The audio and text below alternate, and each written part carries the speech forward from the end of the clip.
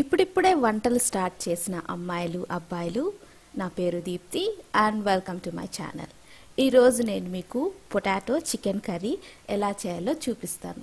Chicken కొంచెం ఉన్నప్పుడు అందరికీ సరిపోదు అనుకున్నప్పుడు ఇలాంటి పొటాటో కానీ వంకాయ కానీ ఇంకేదైనా ఒక వెజిటబుల్ వేస్ట్ చేసుకుంటే అందరూ తిన్నట్టుంటుంది, టేస్టీగా కూడా ఉంటుందన్నమాట.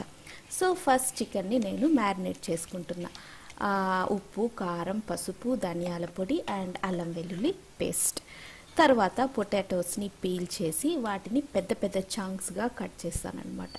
చిన్నగా పొటాటోస్ కట్ చేస్తే మనం కుక్కర్లో చేసేటప్పుడు పొటాటోస్ అన్నీ మ్యాష్ అయిపోతాయి కాబట్టి అంత టేస్ట్ ఉండదు. And at the same times potatoes కూడా కొంచెం స్వీట్గా అనిపిస్తుంది అనమాట. సో ఇలా పెద్ద పెద్ద చంక్స్ కట్ చేసుకొని ఒకసారి దాన్ని ఆయిల్లో విత్ పసుపు, కారం, ధనియాల పొడి అన్ని మసాలాలు వేసి ఒకసారి దాన్ని ఫ్రై చేసామంటే పొటాటోస్ కుక్కర్లో పెట్టినప్పుడు అలానే షేప్ అలానే ఉంటుంది, ఉడుకుతుంది అండ్ టేస్ట్ కూడా ఇంకా ఎన్హాన్స్ అవుతుంది అన్నమాట కూరకి.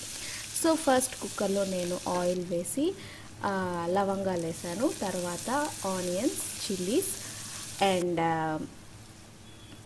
కరివేపాకు వేసి కొంచెం కారం వేసి ఈ పొటాటోస్ని అందులో ఫ్రై చేస్తాను అనమాట ఒక 2 to 3 minutes. అండ్ దాంట్లో నేను ఉప్పు, పసుపు కూడా వేసాను. కొంచెం మంచిగా కలుపుకొని ఇప్పుడు దాని మీద కొంచెంసేపు మూత పెడదాం, ఒక 2 to 3 minutes.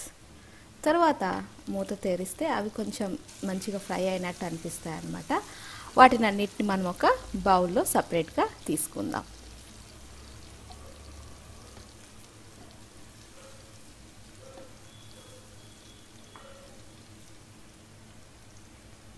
ఇప్పుడు అదే కుక్కర్లో ఆల్రెడీ ఉన్న మసాలాలోనే ఇప్పుడు మనం మ్యారినేట్ చేసి పెట్టుకున్న చికెన్ని వేసి మంచిగా కలుపుకుందాము.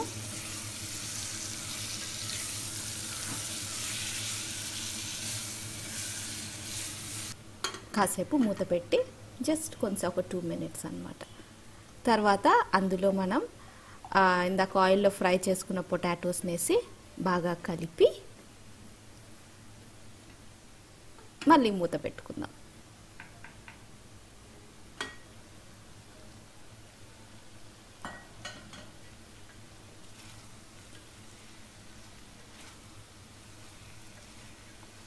ఇప్పుడు ఇలా ఆయిల్లో వాటర్ పోయకుండా చికెన్ని, పొటాటోస్ని ఫ్రై చేస్తే ఆయిల్ అంతా కూడా మంచిగా